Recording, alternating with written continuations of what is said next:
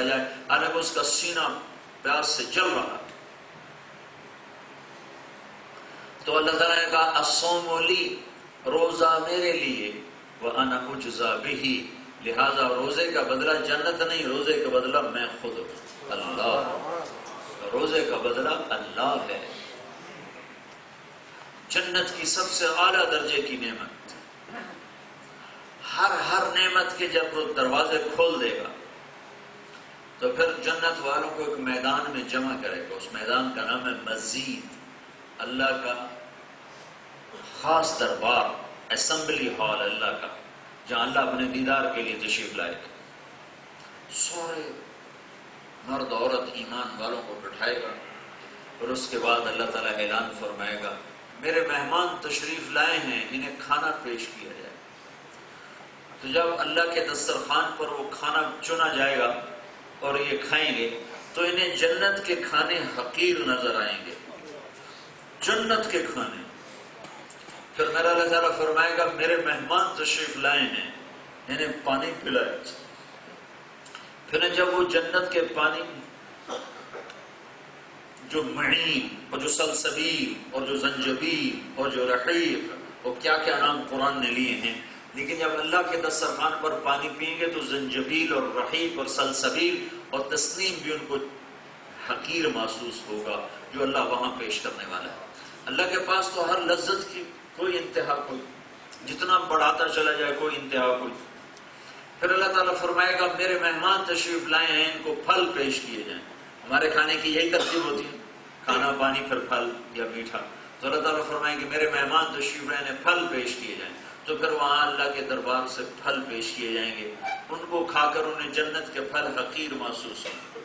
پھر اللہ تعالیٰ فرمائے گا میرے مہمان تشریف لائے ہیں، انہیں جوڑے پہنائے جائیں.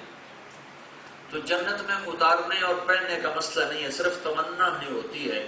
تمنا ہوگی تو اگلے جوڑے غائب ہو جائیں گے، نئے جوڑے زیب تن ہو جائیں گے. نہ اتارنے پڑیں گے نہ پہننے پڑیں گے، صرف تمنا آپ کریں گے. جو کہ کپڑے اتار کے کہاں رکھے؟ ساری جنت میں واشنگ مشین تو ہے، کتنے دھوئے، نہ کوئی استری ہے کتنے پریس کرے، اور نہ کوئی گٹر ہے وہ صابن کا پانی کدھر بہائے. تو لہٰذا اور پھر 100 جوڑے پہنے ہوں گے ہر آدمی، 100، اور 100 جوڑے اتنے باریک مہین اور اتنے وہ بے وزن کہ یہ سوتی جوڑے کا وزن تو میرے جسم پر ہے، ان 100 جوڑوں کا وزن کوئی نہیں ہوگا، کہ ان کا تانا بانا نور سے بنا ہوا، نور سے دھاگا بنے گا، اور نور کا وزن نہیں ہوتا ہے، اس روشنی کا کیا وزن ہے. تو 100 جوڑے پہننا بھی کام ہے، اتارنا بھی کام ہے. تو یہ کام اللہ ہمارے سے میں نہیں لکھا. باقا تم میرے بندے تمنا کر کہ میں نے کپڑے بدلنے ہیں، تو بس تمنا ہو گئی تو اگلے غائب ہو جائیں گے، نئے زیب تن ہوں گے. وہ کدھر گئے کہاں گئے یہ اللہ نے اپنے ذمہ لے لی.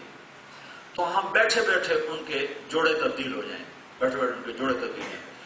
جب اپنے وہ جوڑے دیکھیں گے تو ان کو جنت کے جوڑے ان کے مقابلے میں حقیر نظر آئیں گے. جب یہ سارا کچھ ہو جائے گا، بادشاہوں کے دربار میں جانے کا لباس بھی خاص ہوتا ہے. تو اللہ تعالیٰ اپنے دربار میں بلا رہا ہے تو لباس خاص طرح کا اللہ پہنائے گا. جب یہ سارا کچھ ہو جائے گا تو اللہ تعالیٰ کی طرف سے ایک فرشتہ اعلان کرے گا کہ حل وجدتم ما وعدکم ربکم حقا، اللہ نے جو وعدے کیے تھے بھائی جنت والوں پورے ہو گئے؟ کہیں گے ہاں پورے ہو گئے، پورے ہو گئے، سارے پورے ہو گئے. تو وہ فرشتہ اعلان کرے گا ان لکم عند اللہ موعد یرید ان ینجزکم، یا اللہ خود اعلان کرے گا، یا اللہ خود اعلان کرے گا میرے بندو میرے وعدے پورے ہو گئے؟ کہ یا اللہ پورے ہو گئے. تو اللہ تعالیٰ کہے گا پھر ایک وعدہ ابھی باقی ہے جو اللہ پورا کرنا چاہتا ہے. تو کہیں گے یا اللہ کون سا وعدہ؟ تو نے وعدے سارے پورے کر دیے، اب تو کوئی وعدہ باقی نہیں. جنت بھی دے دی، جہنم سے بچا دیا، نیکیاں ہماری بڑھا دی، گناہ ہمارے گھٹا دیے، معاف ہمیں کر دیا، اور جنت کی نعمتوں کے دروازے کھول دیے. تو یہ اللہ کون سا وعدہ باقی ہے؟ تو پھر اللہ تعالیٰ ارشاد فرمائے گا ایک وعدہ باقی ہے کہ تم میرا دیدار کرو. یا رضوان، جنت کے بڑا فرشتہ یا رضوان کہے گا لبیک. تو اللہ تعالیٰ کہے گا ارفع الحجب بینی و بین عبادی و زواری، اے رضوان آج میرے اور میرے بندوں کے درمیان پردے اٹھا دے. از لذت دیدارش خسرو چه تمام گفتن سر دادن و جان دادن نادیدہ رخ یار. خسرو کہتے ہیں کہ جس رب کو دیکھے بغیر لوگ سولیوں پہ چڑھ گئے، دیکھے بغیر دیکھے اس کے عشق میں آروں سے چر گئے، سولیوں پہ چڑھ گئے، تلواروں سے کٹ گئے، آگ میں جل گئے اور دیکھا نہیں ہے اور عشق یہاں تک پہنچا، تو جب اس اللہ کو دیکھیں گے تو کیا حال ہوگا. از لذت دیدارش خسرو چه تمام گفتن. خسرو میں اس کے دیدار کی لذت کو کیا بتاؤں، سر دادن و جان دادن نادیدہ رخ یارے. لوگ جان کی بازیاں لگا گئے، سر دھڑ کی بازیاں لگا گئے، زندگی کی بازیوں کے سودے کر گئے، ہار گئے زندگیاں صرف اس کو راضی کرنے کی خاطر بغیر دیکھے. نادیدہ رخ یارے، ابھی تو یار کو دیکھا ہی نہیں ہے اور بن دیکھے اس پر وہ آروں سے چڑھ گئے اور سولیوں پہ چڑھ گئے. جب دیکھیں گے تو کیا حال ہوگا. یوسف کو بنانے والا خود کیسا ہوگا، محمد رسول اللہ کو بنانے والا خود کیسا ہوگا صلی اللہ علیہ وسلم، ان کا بنانے والا خود کیسا ہوگا. اللہ اکبر. میں وہ منظر کیا پیش کر سکتا ہوں، یا میں اس کو نقشہ کیسے کھینچ سکتا ہوں. یہ ہمارے ان الفاظ سے بالا تر چیز، ہمارے حروف سے بالا تر چیز ہے. ہمارے پاس 2829 حرف ہیں، ان سے ہم لفظ بناتے ہیں، ان سے جملے بناتے ہیں، ان سے تعبیرات کو لے کر آتے ہیں، لیکن اللہ کی قسم ان میں سے کوئی چیز ایسی نہیں جو اس منظر کو بیان کر سکے. جب اللہ ہی پردہ ہٹا دے، وجوہ یومئذ ناظرہ الی ربہا ناظرہ، آج چہروں پہ جوانی کی بہار ہوگی، نعمتوں کی رونق ہوگی اور آنکھیں اللہ کے دیدار سے مست ہوں گی. تو ایک دم اللہ تعالیٰ پردے ہٹائے گا، رضوان پردے ہٹائے گا. بندوں اور رب کے درمیان بے شمار پردے ہیں، اللہ وہ پردے. اس محفل میں صرف ایک ہستی ہے، محمد بن عبداللہ صلی اللہ علیہ وسلم، جنہوں نے اللہ کو پہلے دیکھا ہوا ہے اور کسی نے نہیں دیکھا. تو آج فرشتوں کو بھی دیدار ہونے لگا ہے، ایمان والوں کی تو خیر، اور جنت بھی دیکھ رہی ہے اللہ کو آج، ایمان والوں کی تو خیر. جب پردے ہٹیں گے اور اللہ سامنے آئے گا تو اللہ کہے گا مرحبا بالصادقین، مرحبا میرے سچے بندے، سچے بندے. ایک صحابی نے پوچھا یا رسول اللہ مسلمان بزدل ہو سکتا ہے؟ کہا ہو سکتا ہے. مسلمان بخیل ہو سکتا ہے؟ کہا ہو سکتا ہے. یا رسول اللہ مسلمان جھوٹ بول سکتا ہے؟ کہا میرا امتی جھوٹ نہیں بول سکتا. آپ تاجر کہتے ہو جھوٹ کے بغیر تو تجارت نہیں چلتی، اور یہ سیاستدان کہتے ہیں جھوٹ کے بغیر سیاست نہیں چلتی.